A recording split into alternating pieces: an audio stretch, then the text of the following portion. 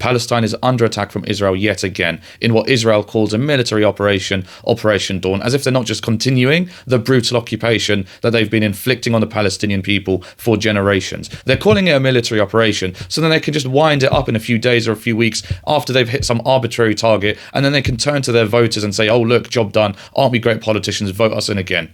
And they're doing this at a time when the world media is focused on the US doing whatever they're doing in Taiwan against China. And again, this is what Israel always does, hide behind distracted world media.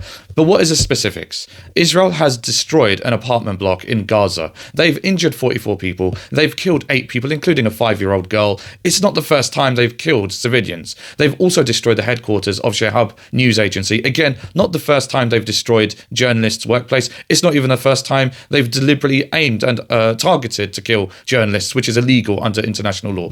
All of this, why? Because they claim that they wanted to kill a jihadist.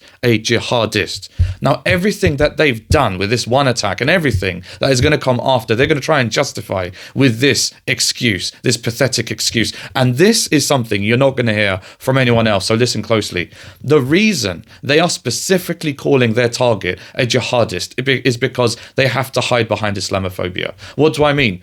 Their occupation is so brutal that it's transparent to anyone who spends just a few minutes looking into it. They can't justify it anymore.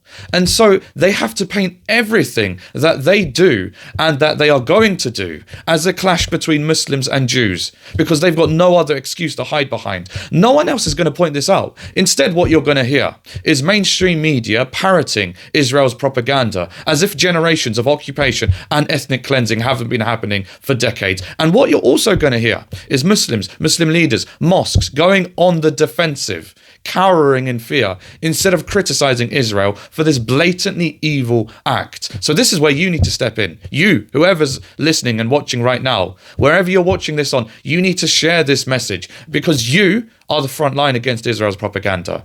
And you have to share this with your family and your friends, but most importantly, with your mosque leaders. Give them the spine that they need right now, and tell them to get in touch with us at Impact UK. We're going to give them whatever support they need, inshallah. I'll put an email down below.